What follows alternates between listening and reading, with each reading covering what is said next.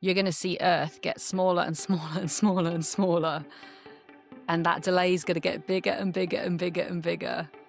And then you become more Martian. And that was Dr. Emma Chapman, a Royal Society Research Fellow, lecturer in astrophysics at the University of Nottingham, and author of The Echoing Universe, to talk about radio astronomy, the invisible light all around us, and the strange intimacy of studying the universe through signals we cannot see. Together, we explore how radio astronomy helps us understand the moon, Mars, the early universe, alien communication, AI, space weather, and the future of telescopes on the far side of the moon. Along the way, we talk about the astronauts' wives waiting for signals from Apollo, the emotional force of seeing a comet as a child, why mathematics may be the only language we share with extraterrestrial life, and how telescopes turn invisible waves into a new kind of cosmic vision. I'm Autumn Fidef, and I'm joined by my co-host Noah John Syracusa on this episode of Breaking Math.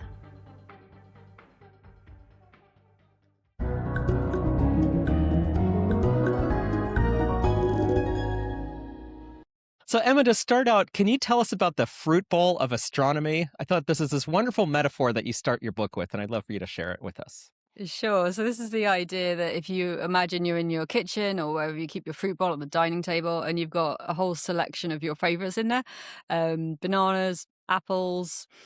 These are the really easy fruit to eat, right? You just grab an apple. I just had one. You just grab an apple, you eat it. You peel a banana, you eat it. This is, for me, how I think of the more quotation normal part of the electromagnetic spectrum, or light, like optical light, like our eyes can see. So like apples, you could really easily eat them. Optical light, you just have to open your eyes and look. Whereas radio astronomy, that's the fruit that requires a bit more prep. So I write in the book that it's like the lemon. It's the lemon of the fruit bowl. And it's the lemon because, yeah, you know what? You can't just take a bite out of it. You need a bit more intuition, I suppose. But once you've prepped it, and this is where I just got hungry, basically. I was literally looking at a lemon. I'm like, oh my God, I want some lemon drizzle cake. And I was like, oh, that's kind of like radio light. Because when you take the time to cut it and bake it and combine it, it turns into this amazing concoction that you can eat and learn so much more about the universe when it's radio light. So yeah, that's the idea of it. A bit of a muddled thing in my mind when I just got hungry, I think. But So, I love how it captures this fact that there's the most accessible thing that comes to mind first, and there's the thing that we have to work a little bit more, but can be really wonderful and enriching. And I thought that's a great way to think of the different light spectrums. yeah, I mean, who doesn't prefer a slice of lemon drizzle cake to an apple? Let's be honest here. So, like, Well, you let's not take get too controversial. yeah, I'm sorry, I've just lost half the audience. But Apple people, you're welcome to. It's radio light. It's one of the reasons I wrote the book, was because if you tell people that you're an astronomer at a party, like there's a good section of society that will get really excited, and they'll either ask you about their star sign or black holes, and that's fine. And then there's another part that you'll say, oh, I'm actually a radio astronomer, and they'll just walk away. Like politely see somebody over your shoulder and drift off into the party. And I think it's just that radio astronomy, it just comes across as really daunting because we don't understand what it is. And once we tell people, it's just, you just got to take one more step, and then there's an incredible universe to look at. So tell us a little bit about what radio astronomy is and the difference between optical astronomy, because optical astronomy has such a strong visual hold, especially on the public's imagination. So radio astronomy, it combines two really familiar concepts. So that's the radio, which if you're old enough to remember, you might have had a radio with a pull-out antenna and actually tuned it to stations to listen. And then there's astronomy, which is looking up and the study of the universe. And radio astronomy is combining those two concepts together. So it's using radio waves to study the universe. Why would we do that? Well, the reason that we use radios to communicate, so radio waves to communicate radio shows, but Wi-Fi and lots of different like television broadcasts, is because it's really good at keeping in information. So it doesn't suffer much like information loss when it's traveling. So if we're going to look really far away to different stars, different planets, different galaxies, the dawn of time, you want a kind of light, a kind of like carrier that will actually keep that information. And so that's radio. The difference with optical, like you say, is that it's not that you can just point a telescope and suddenly you get these images out. You have to do a bit of paint by numbers. So have either of you like done paint by numbers before? You know the kind of thing that I'm talking about, where you've got like, let's say, a picture of a dog and it will be like 1 is brown, 2 is dark brown, 3 is red for the ball or something like that. And when we get radio data in, it's like a paint by numbers. And instead of it just being an obvious picture when you just look at a painting, we've actually got to do that painting. And we say, okay, you know what? A wavelength of 21 centimeters, we're going to say it's red. A wavelength of 25 centimeters, we're going to say it's purple. And bit by bit, we build up our painting until voila, we have a new image of a galaxy that's studying a different kind of element to optical, like it's a different way of seeing things. And you can study different kinds of things. In the book, at one point, you describe wavelengths in terms of like having your feet in the water and kicking at different sort of frequencies. And one thing that reading your book made me feel is when I look at the ocean, I can see the big, slow waves that are cresting and moving, or I could see the really minute little ones. And that really is a matter of scale of frequency. And that's kind of what you're saying is we're so used to seeing the optical light, which is a certain wavelength, but there are much narrower waves, there are much wider waves, and you can really choose where you're perceiving. We can't look with our eye directly, but as you're saying, the technology translates. But I thought the ocean is a nice way to think about it, that the little ripples are just as fascinating as the big waves or the tsunamis. They're all just telling us different parts of the story of what's happening in the ocean. Yeah, that's exactly it. And that kind of goes really nice onto how a radio telescope actually works. Because if you've ever seen a radio telescope, it's kind of just these big metal antennas or dishes. And what they measure are these different wavelengths, like different scales on the sky. And it's the mathematics, like in the computational algorithms at the back, like in the computers, which actually adds together all these different, exactly as you described, wavelengths on the sky, adds them all together to create a whole picture. So it's a really good analogy to use the ocean, because if we just use one section, let's say we're just looking with optical light, it's the equivalent of looking at an ocean and just looking at tiny ripples. But you don't learn anything about the bigger scales. You don't see a tsunami coming because you're too busy looking at the ripples.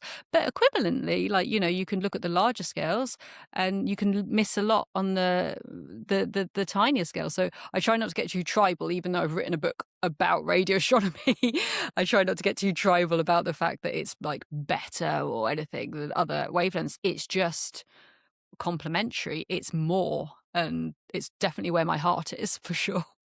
So you mentioned earlier this kind of reaction when you're at a party and mentioned radio astronomy and or just astronomy in general, that people tend to think of the Big Bang and black holes.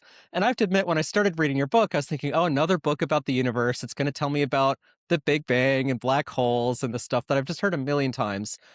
One thing that really stood out with your book is it's so intimate. It's like this very personal guided walk, not through the entire universe, or at least a lot of it isn't. A lot of it is just really walking us through our own solar system.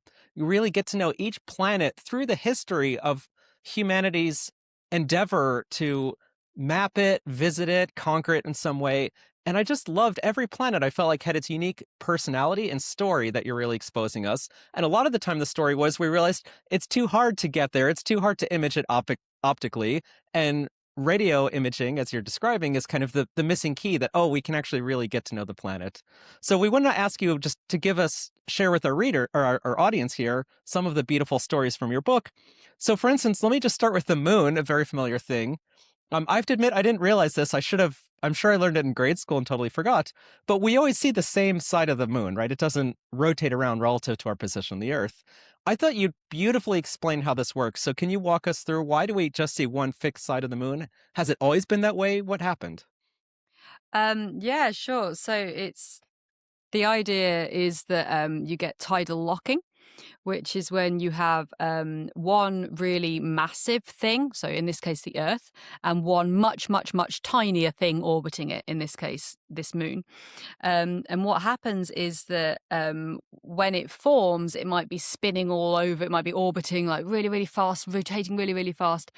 But what happens is that the Earth has such a gravitational pull on the moon that it creates this kind of tiny bulge. Now, this is not something that we would be able to see, but it's this tiny bulge that over millions of years, many more, hundreds of millions of years, billions of years, it will manage to actually pull backwards on this bulge as it starts to kind of start spinning too fast. So you've got the Earth, you've got this moon spinning really, really fast, but it's now developed this little bulge.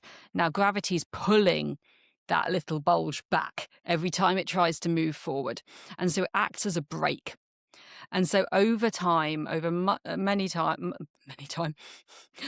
over many years, that slows the orbit of the moon down until it's basically in exact synchronization, so that as it rotates, as Earth rotates, as the moon orbits, everything is in sync.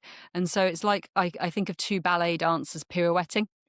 And so they just happen to be pirouetting exactly at the same time, so that every time they turn towards each other and then away, and then towards each other and away. So they never see, one dancer A never sees the back of dancer B. They only ever see the front of dancer B before they turn away. And that's how that works with the moon. And we see it with Mercury as well to some extent. So that's partially in synchronization with the sun as well. I think one thing that struck me with that story is there's so much chaos in life and in the universe, things that just sort of happen and often, maybe because of entropy, go from some state of order to disorder. But this is a beautiful instance of the opposite, where we start with chaos and this perfect synchronicity emerges where the Earth and the moon are just so harmonized. And it's not by chance. It's this actual gravitational force is bringing them into this synchronicity. So I thought it was very poetic. That's a really interesting insight, actually. I hadn't actually thought of it like that, but yeah, I think you're absolutely right. I think that, and that's why I find so much beauty in the solar system, actually. Which I will admit, I was late to the party when it comes to the solar system. I was very much like educated as a cosmologist, like Big Bang, first stars. That's where my kind of research niche is, everything like that. And I was a bit like, planets, they get in the way, move them out the way. And then when I started to really research into the different areas of radio astronomy, about 10 years ago now, really, I started going a little wider.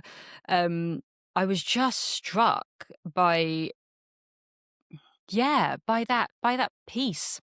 I'm going to say peace, yeah, by the peace in the solar system, and how over so long you can just get this state of being, and we're so lucky.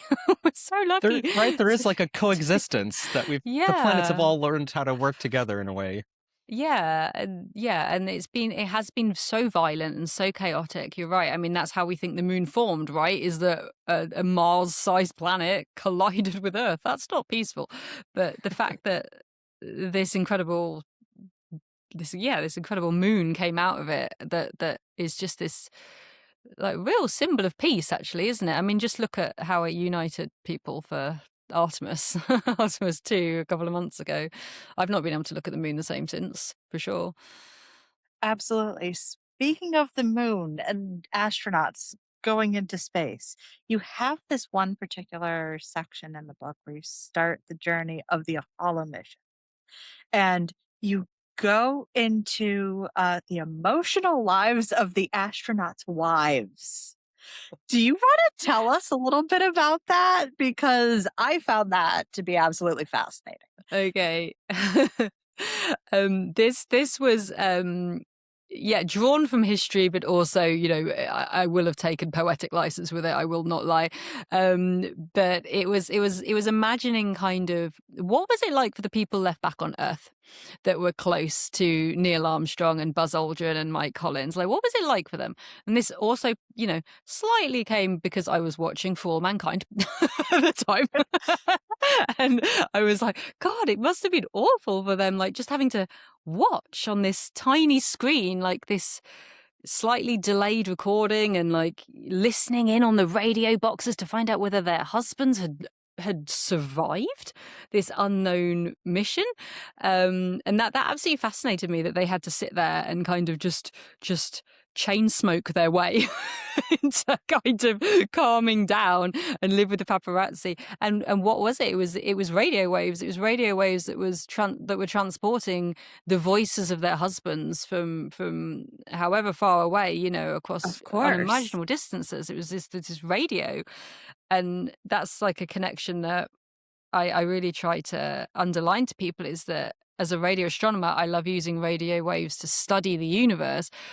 But I can also never quite get away from the fact that all of space exploration relies on radio communication. Like there's a bit of laser communication that goes on, but if it's cloudy, so whereas radio waves can go straight through clouds, straight through the atmosphere of the Earth, unbothered. That's what makes them such good communication devices.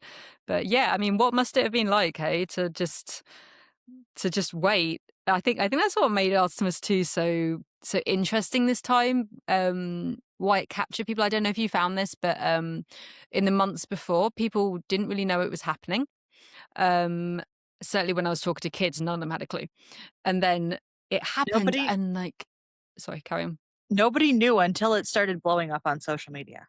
Yeah, exactly. And I think why it suddenly blew up was because we had people in space that were basically texting and like images that they had sent, and I have no doubt it went through like a NASA PR office first, but almost instantly uploading it to Instagram and everything like that. And that immediacy of connection I find absolutely fascinating. Whereas if you didn't have radio waves to communicate that, you'd literally be waiting for the hard drive to get back. And what, Yes. 10 days later, downloading the images, and nobody would have cared because it happened 10 days ago. I thought that was a fascinating point that I have to admit I'd never thought of before, that you really emphasized even with the original moon missions, that there would be such a difference psychologically for humanity to just sort of wait and find out what happens versus having this shared moment. And it did make me think, this is going to sound very superficial, but like Netflix is experimenting more with these kind of live events. And the idea is like, okay, it's great that we have the comfort and convenience. We can stream shows, whatever we want, whenever we want, but we miss that shared experience that I think all of us in this room at least grew up having, of like, oh, there's that certain show you'd watch every Friday night. Yeah. We'd all get around and your friends would watch it and you had that bond. And I think Netflix and probably others are trying a bit more of that synchronicity. So I thought that was a great point, that this was humanity's synchronicity moment of finding out what happened. Did the people get back? Did they land? And that the fact that it happened in the live moment, who cares if it's delayed 10 minutes or whatever, it really mattered. It wasn't just something like, oh, we read about a week later that they came back and everything was fine. I thought that was really remarkable to think, this shared experience. And we were allowed to share every part of it pretty much, like when the toilet broke, we were there being like, oh my God, what are they going to do? Like when the Nutella jar floated past, we were like, oh, I want Nutella. It's just like, I just love it. I love that we were there with them, like for every moment, until they went round the far side. And like, again, I found that fascinating. I found how, certainly in the BBC, like there were real articles about like, okay, they're about to go out of contact. They'll be out of contact for this many minutes. Don't worry, guys. Do not worry. And there was a genuine anxiety about, we can't see them. We can't hear them. They're on their own. And like, because just to be clear, because radio waves can't get through the moon. They can't get all the way through the moon. So that communication was cut off. And communication is a word I'm going to keep coming back to again and again and again, because that is what radio astronomy in particular is really good at doing. In terms of most astronomy, like optical, is all about gathering light that falls upon us.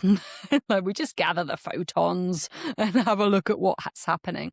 Whereas certainly in the first half of the book, because it's so close by, radio astronomy in particular has this really like epic ability to use radar.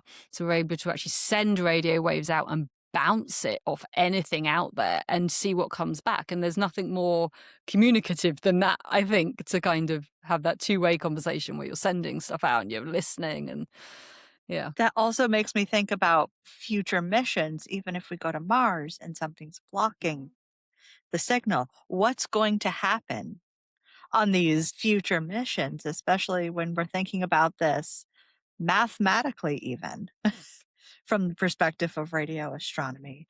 Like, how often are we going to end up losing contact on another mission? That's a really good question. I don't actually know the exact whether like when Mars is going to be eclipsed by other things. I guess there would be moments, yeah. But the main issue with that is going to be the delay. In the delay with the moon is about 1.5 seconds to get there. 1.5 seconds, so it's about 3 seconds delay. Sure. Whereas Mars is closer to 4 minutes. In terms of delay, which doesn't sound much, but anyone who has tried to have a conversation with, like, well, anybody that's just got that little bit of lag in a different country, it's impossible after the lag's half a second, something like that, Sure. This is 4 minutes, so this isn't even the ability to instant message anymore with the family you've left behind. This is now pen pals on email. This is playing chess by mail. Yeah, it's, and I think psychologically that's going to be the toughest thing, is that on this 6-month journey, you're going to see Earth get smaller and smaller and smaller and smaller, and that delay is going to get bigger and bigger and bigger and bigger, and then then you're not really, you become more Martian. It's gonna be very difficult, I think. You really do a great job in the book, and it's coming through here as well, of capturing the psychological and the emotional side, right? That's science isn't just happening in a vacuum. We can really feel the vastness of the universe, and I think what you're getting at here is the universe is enormous, but as long as you have that link of direct connection to humanity here on Earth, you feel somewhat tethered. But as you're saying, once the astronauts are on the other side of the moon, you feel like now you're in the unknown, you're out there. There's so many, I found very poignant moments of your book where you really felt like it kind of remind you that there are people on all sides of this. And as Autumn nicely asked about the astronauts' wives, here on Earth, there's humans. We are receiving all the science, and the science is happening there. But let's go further back in your story. You have this very touching moment where you describe seeing a comet and crying. Yeah. Can you share that with us? This was a comet in oh Lord, I'm forgetting now. I was about 8 years old, so 1997. So Hale-Bopp. Sorry, it escaped me then. I was thinking it was Halley's Comet for a minute. I was like, I'm not that old. I'm trying to remember when that came around. Anyway, I've just insulted somebody. Emma, you're dating both of us right now, and that makes Noah seem really ancient. You don't want to know the comets I've seen. The one I speak about in the book, the comet I speak about in the book, is Hale-Bopp, which was, I think, 1997, when I was around 9 years old. And I just have this really vivid memory of my dad taking me outside into the garden and to look at this comet, and my mum wrapping me up really warm. And it just got to be, I don't know how to describe that moment. But why did it touch you so much? Because it's so easy to look up, to feel jaded. Like even now, sometimes my neighbors get so excited when the northern lights are going to be visible where I live. And I'm just sitting in bed thinking, is it worth, I just got the kids to bed. Is it worth getting out at 10 o'clock? There's so many things, or some eclipse. And I see on social media, I have friends or people I know flying halfway around the world. What is so, and I'm asking this slightly as a cynic, what is so appealing and exciting about really experiencing this stuff? I could see 1,000 years ago, but now we have so much going on in our lives, so much at our fingertips. Why does it still have that emotional resonance with you? I'm sorry. No, I'm gonna challenge you there. It has that emotional resonance because we have everything at our fingertips. It's because it's not on demand. So I've only felt this more as time has gone on. But as a 9-year-old, the internet was just about coming through like publicly at that time. And certainly as a kid, I was much more used to kind of just being able to like go out and see my friends with that kind of immediacy. This was an event which I had no control over. And I remember I was really into Egyptology at the time. I desperately wanted to be an Egyptologist. And I remember learning that the last time that this comet in particular had been seen was in during the time when ancient Egypt, like all of that was happening. And that just made me I remember it as quite a fearful moment in a way, because I was like, but I don't get the choice over whether I see this again or not. Like, and that as a 9-year-old, that was quite it sounds really bleak, but it was a moment of real mortality actually. And but at the same time, as we all know, with bittersweet things like this, there came an enormous like, oh my gosh, I'm looking at it now. And this is incredible. Like, this is an event that I am lucky enough to see right now because it's not cloudy. Isn't that incredible that like something as simple as clouds can be the difference between whether we see these amazing northern lights, or which I would, by the way, kill to see. Like, it's funny, like, and that's no like shade on you. Like, things do become normal the more you see them, but comets, that's very rare to be able to see one that bright. So It seems like that's yeah. it seems like one of the things you're getting at there is this idea of control that we're so used to. I can control what shows I watch and when I watch them. I can control what content I see on the internet on my phone, that we've just grown more in control of our life. And yet when it comes to looking up in space, we have no more control than the ancient Egyptians did, right? We just sit and wait until the event happens. And so it is this kind of awe-inspiring moment, it sounds like you're describing, that to realize I am so insignificant compared to this. I have no control over this. I'm just a passing witness. I could see that kind of spiritual resonance Yeah, there. and it used to give me like I used to have panic attacks during the early stages of my studying university. It really hit me again actually when I was starting to study cosmology quite in depth. Just like, oh my gosh, we're so tiny both in time and space. And as a human, I've always run towards the things that I don't understand or that scare me a bit to try and understand them. And I think that's the only reason I became a cosmologist, because I was like, I have got to stop being scared of the universe. Like, so I'm going to go study the Big Bang. What a great idea. Yeah, and I think once you it's a real bittersweet thing, I think, when you think about how it's when you're an experimentalist in a lot of physics or any area of science, right? You set up your hypothesis, you set up your experiment, you poke your thing, whatever it is, you poke your atom and you see what happens. Whereas with astronomy, so often we normally we just don't get that option. We have to be really smart instead about where we look and when. And where is the most likely place that a supernova is going to go off? Where is the most likely place that we're going to see a very first star?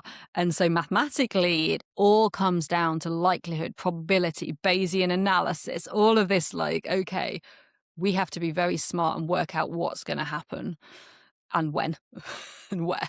Now, this also makes me think, because we have so many instances in time where we have no control, like Hale Bob. What does the radio signals of the past look like from all of these other ancient civilizations? How did they look at astronomy and cosmology? And how did some of that play into your research of today? Yeah, I mean, in every way possible. So you can scratch the surface and you can kind of say, okay, well, the zodiac, comes from like the Chinese astrology, and then you can go further and you can go into kind of the indigenous peoples of Australia, and you can see how one thing that fascinates me there is that they almost see the Milky Way inverted, where for us we describe the Milky Way as like this milky a band of stars across the sky, whereas for some indigenous populations in Australia, then they'll see the dust instead, the black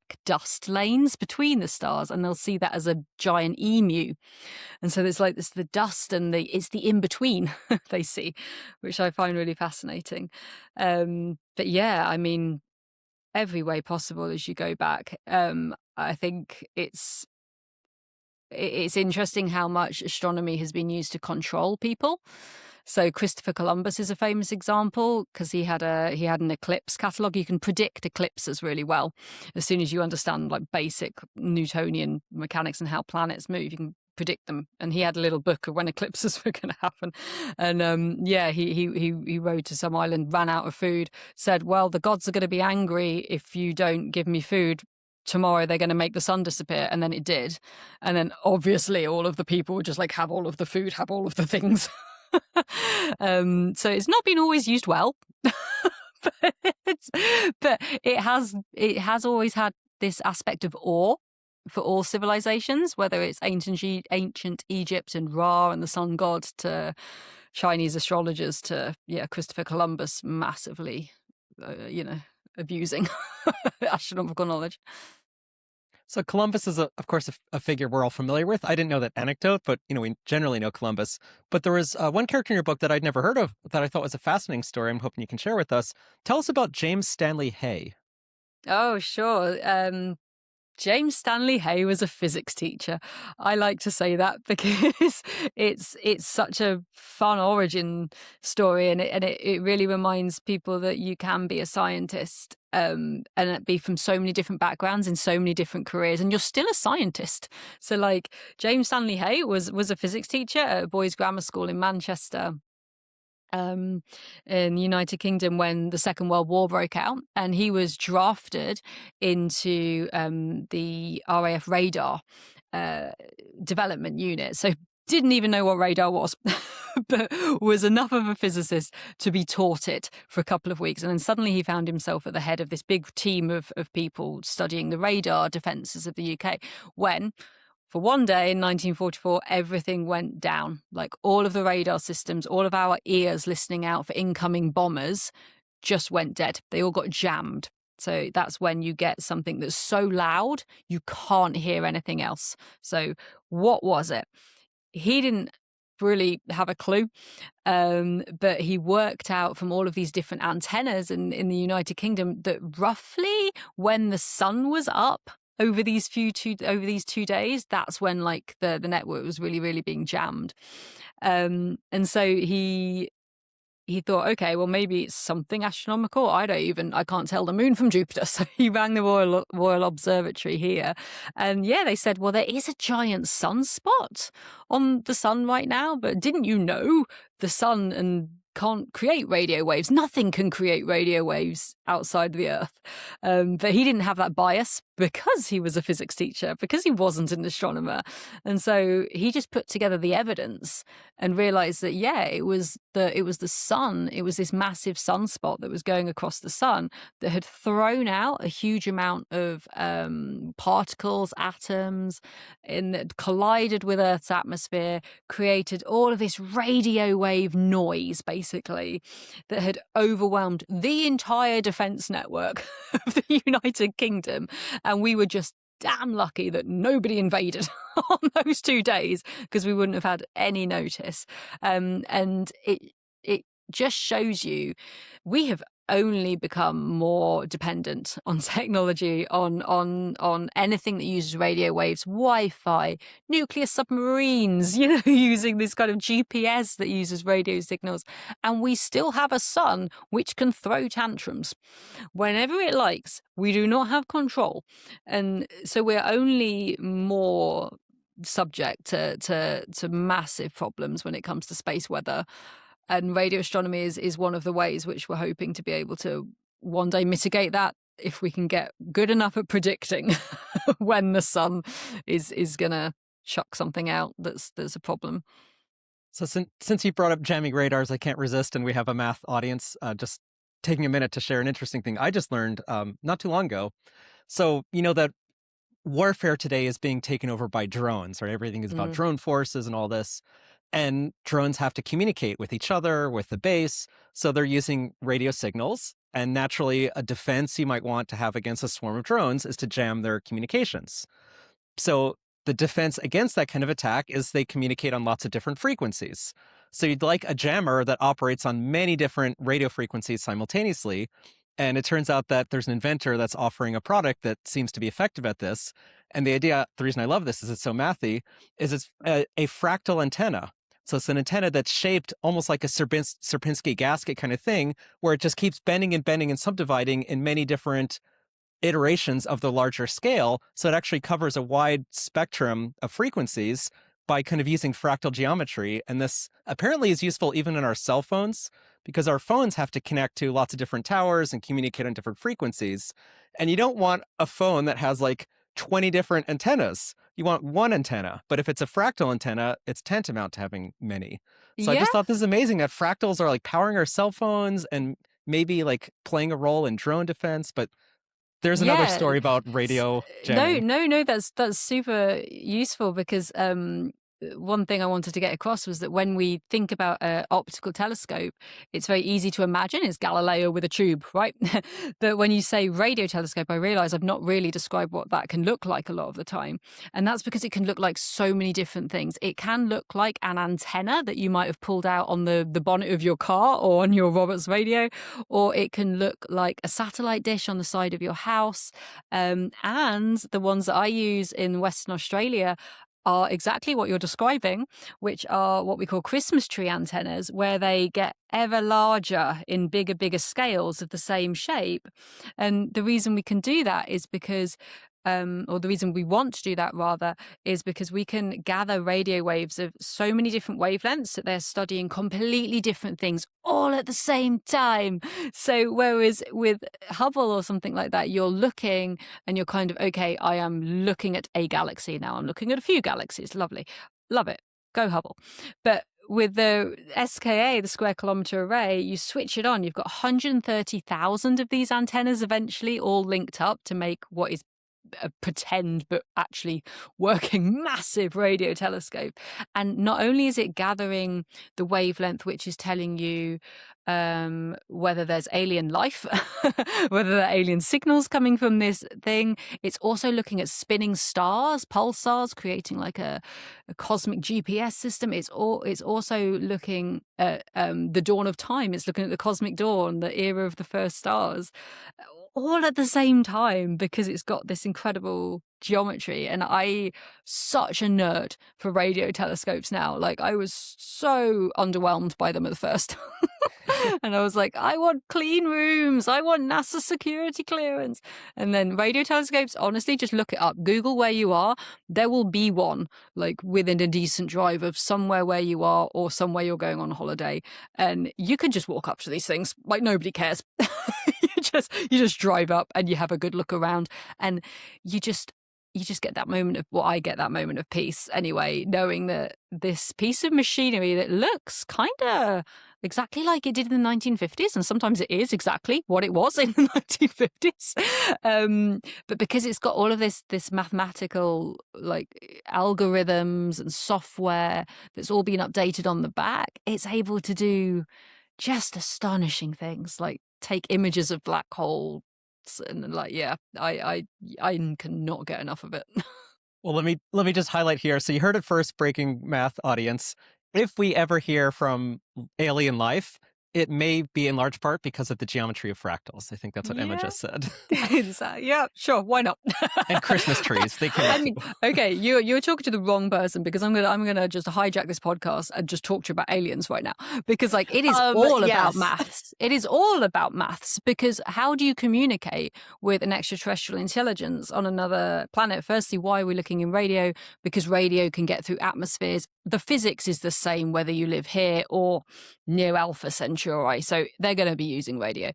But how do you know you're listening to aliens? Well, you need to be able to send a signal which will definitely be known.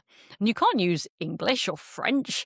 What you use is mathematics. You send them the digits of pi in binary, or you send them, for example, what we have done in the 1970s was we sent an image and it really looked like Space Invaders style, pixelated, like a little person and some DNA.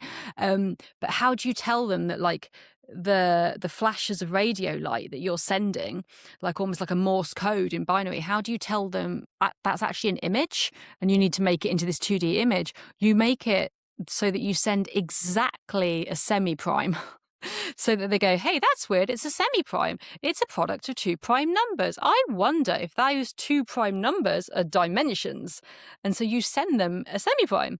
And they're like, oh, okay. And you play with it. And that's how you signal to people how to create these different dimensions in images. So yeah, it's all maths. That's the language, right? It's the language of the universe. Now, something that we haven't touched on in this at all is, how do you think, or already has AI even become part of this picture with radio astronomy, with telescopes, with all of this new technology?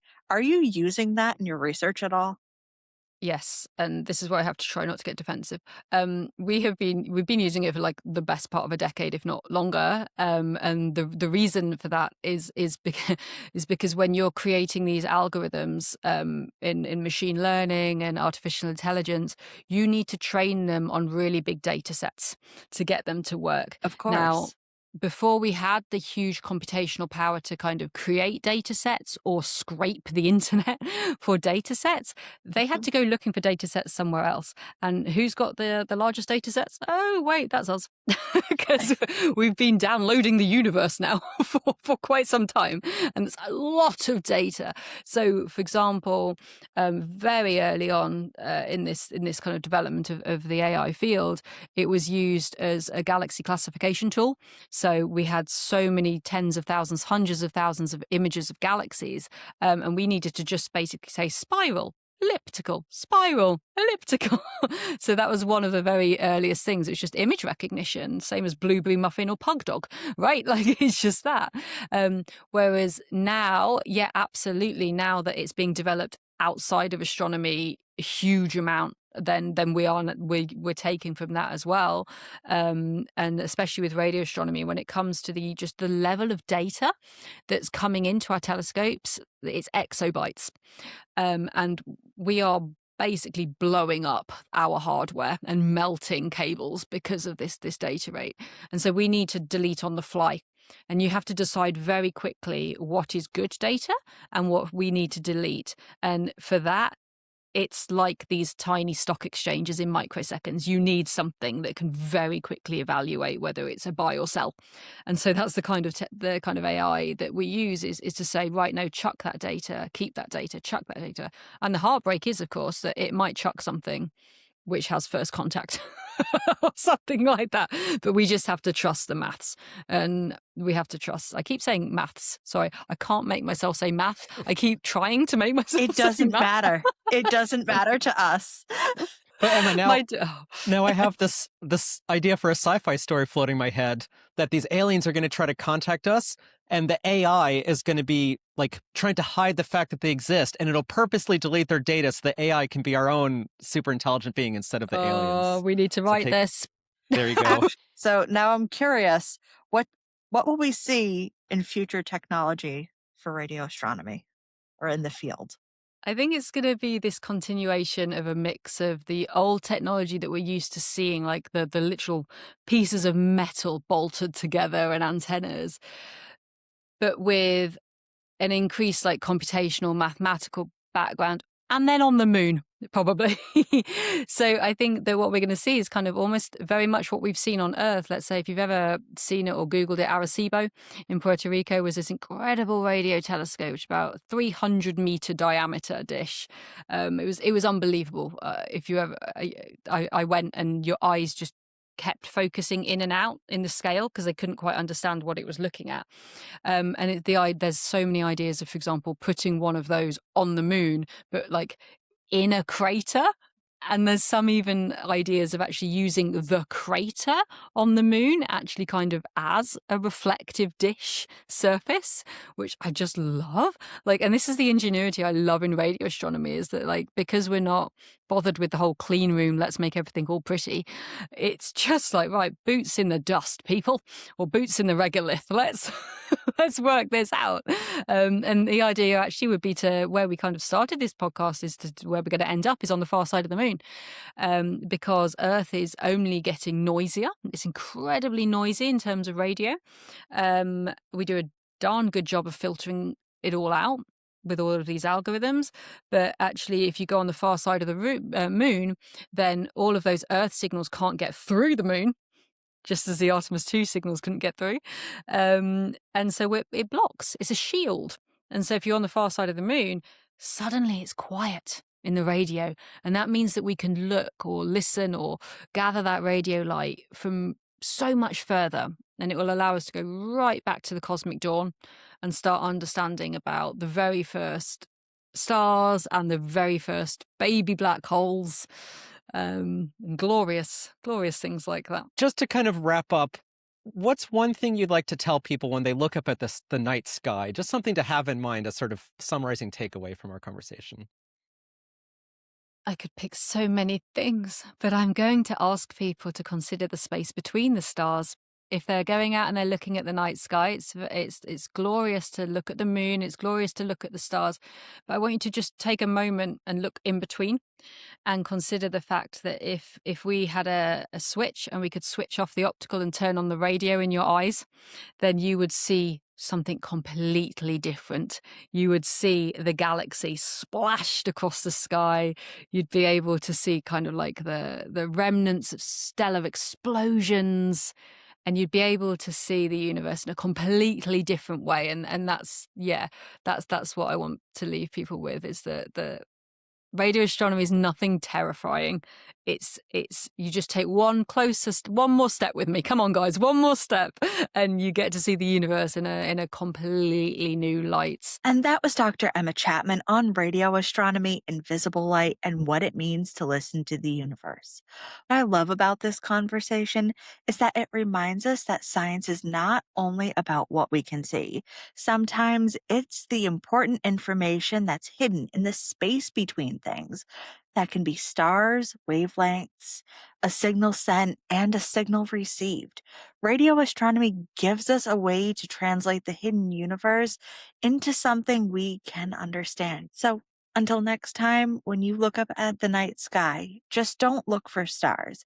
Think about the invisible radio light passing through you from Wi-Fi, distant galaxies, and even the beginning of the universe itself. So until next time, stay curious and stay informed of the world around you.